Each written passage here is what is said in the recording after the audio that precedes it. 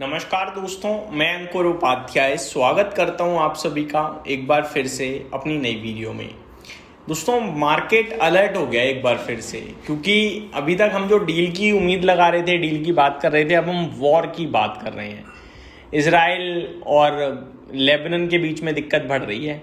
US और Iran के बीच में भी दिक्कत बढ़ी है, क्योंकि यूएस ने ईरान के ऊपर अटैक किया है साउदर्न पार्ट्स पे। मतलब वो कह रहे हैं कि हमें ऐसा लग रहा था कि वो माइंस बिछा रहे हैं, शिप्स पे अटैक कर सकते हैं, तो हमने डिफेंस में अटैक कर दिया। ईरान ने धमकी दे दी है कि भाई साहब इसका रिटेलिएशन आ सकता है, इसे रोक दो। सीज फायर का उल्लंघन टाइप लग रहा है ये। अब ऐसे में डील कैसे आएगी, और इनके बीच में जो डील आएगी वो डील टिकेगी भी या नहीं टिकेगी, क्योंकि दोनों लेवल पे कॉन्फिडेंस तो जीरो है, ट्रस्ट इश्यूज हद से ज़्यादा हैं। तो ये तो यार ऐसा लग रहा है कि आजीवन की चिंता बन गई है। बीच बीच में कभी शांति हुआ करेगी, अचानक कभी भी टेंशन खड़ी हो जाया करेगी, ऐसा कुछ फील हो रहा है। डाउ सुबह से मजबूत था, डाउ फ्यूचर, लेकिन जब खुला तो अभी 126 पॉइंट नीचे खड़ा है। हालांकि नेस्डेक इंडेक्स में 1% की तेजी जरूर दिख रही है, S&P 500 में भी तेजी दिख रही है आपको करीब आधे % की, लेकिन डाउ जोन्स नीचे है, लाल निशान में है। हालांकि ज़्यादा नहीं है, लेकिन 1/4% लाल निशान में ही है। रसल 2000 में बढ़िया तेजी है, 1.62% की रैली देखने को मिल रही है। यूरोपियन मार्केट्स की बात करूं तो डेक्स में 0.8% की गिरावट है, बड़ी गिरावट है, और कैक पूरा 1% नीचे है। फिटसी हालांकि अभी भी फ्लैट टू पॉजिटिव साइड पे ट्रेड करता हुआ दिख रहा है हम सभी को। चिंता बन रही है कच्चे तेल से। कच्चे तेल का भाव भाई साहब $100 पार कर गया। हालांकि दोबारा 100 के नीचे आया, 99.70 पे ट्रेड कर रहा है अभी, लेकिन अभी इसने थोड़ी देर पहले $100 का आंकड़ा पार कर दिया था। देखते हैं क्लोजिंग कहाँ पे आती है और कल किधर जाता है कच्चा तेल। $100 के नीचे ही रहे, यही उम्मीद लगा के चलेंगे हम, क्योंकि $100 के ऊपर निकलने के बाद तो थोड़ा सेंटीमेंट भी हर्ट होने लगते हैं भाई साहब। बात करें अगर कच्चे तेल के बाद गिफ्ट निफ्टी की, तो गिफ्ट निफ्टी क्या संकेत दे रहा है देख लेते हैं। 23,900 के करीब इंडियन मार्केट में बंद हुआ है। 210 पॉइंट गिफ्ट निफ्टी नीचे दिख रहा है और 23,900 पे ही है। अब अगर मैं 23,900 देखूंगा तो कंफर्ट है, कोई दिक्कत नहीं, लेकिन 200 पॉइंट की गिरावट देखूंगा तो वो डराने वाली है, क्योंकि हमारा बाजार 120 पॉइंट गिरा है और गिफ्ट निफ्टी 200 पॉइंट गिर रहा है, यानी 100 पॉइंट की गुंजाइश और खुल रही है। ये अच्छे साइन बिल्कुल भी नहीं है। अब FIDIs का डेटा क्या कह रहा है वो देख लेते हैं एक बार। FIDIs की डेटा की माने तो डेटा बड़ा मिक्स टाइप है। कल तो बहुत ही स्ट्रॉन्ग डेटा आया था, आज स्ट्रॉन्ग नहीं है, आज वीक है थोड़ा सा। कैश मार्केट में FIs ने 2407 करोड़ की बिकवाली करी है और DIs ने करी है खरीदारी, लेकिन 1361 करोड़ की।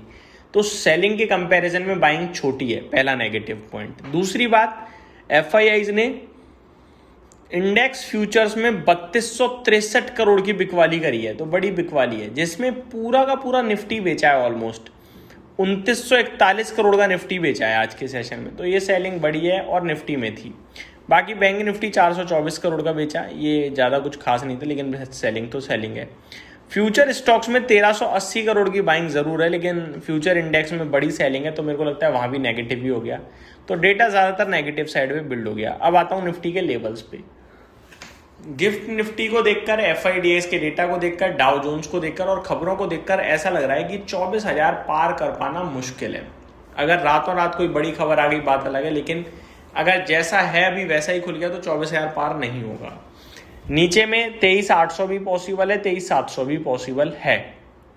ये दो लेवल्स हैं जो हमारे लिए अभी अचीवेबल टाइप दिख रहे हैं मुझे। ऊपर जब तक 24,000 पार ना हो, तेजी करने का मतलब नहीं बनता है, ये मैं क्लियर कट बोलना चाहूँगा।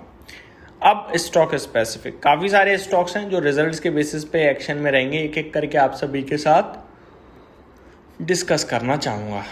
बड़े बड़े नाम दोस्तों कोशिश करूँगा डिस्कस करने की, काफ़ी सारे नंबर्स आए हैं। फिनोलेक्स इंडस्ट्रीज, इस कंपनी के नतीजे आए हैं। नंबर्स की बात करूँ तो मुनाफा 150 करोड़ से बढ़कर 250 करोड़ पे आया है और रेवेन्यू 1170 करोड़ से बढ़कर 1313 करोड़ पे आया है। मार्जिन्स 14.62% से 25.34% पे आए हैं और एबिटा 170 करोड़ से 333 करोड़। तो फिनोलेक्स इंडस्ट्रीज ने तो सुपर्ब नंबर पोस्ट करे हैं, मज़ा आ गया पढ़कर यार।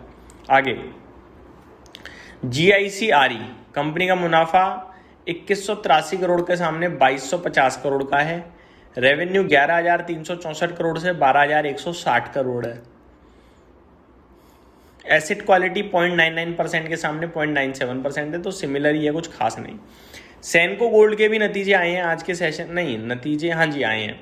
मुनाफा 62 करोड़ के सामने 157 करोड़, मजा आ गया भाई। रेवेन्यू 1380 करोड़ से 2000 करोड़, तो सैनको गोल्ड के नंबर भी थम्स अप है मेरी तरफ से। मिडवेस्ट लिमिटेड के भी नतीजे आए हैं दोस्तों, और नंबर्स की बात करूं तो वीक हैं।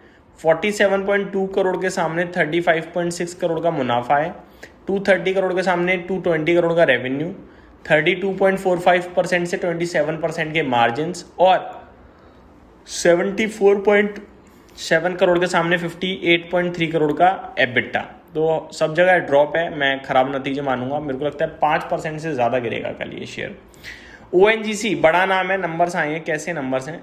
8,370 करोड़ के सामने 6,650 करोड़ का मुनाफा, तो घटकर आया है, ये तो बेकार हो गया भाई।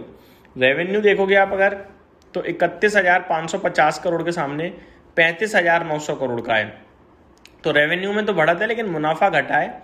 मार्जिन्स बहुत ज़्यादा टूटे हैं, 48.41% से 35.25% रह गए हैं। एबिटा 15,270 करोड़ से 12,670 करोड़, तो खराब नतीजे बोलूँगा मैं तो, ऐसे मेरी नज़रों में खराब है। तो ये कुछ स्टॉक्स थे दोस्तों, बाकी रिजल्ट काफ़ी सारे हैं, लेकिन इस वीडियो को यहीं समाप्त करते हैं। Thank you so much for watching this video. Good night guys.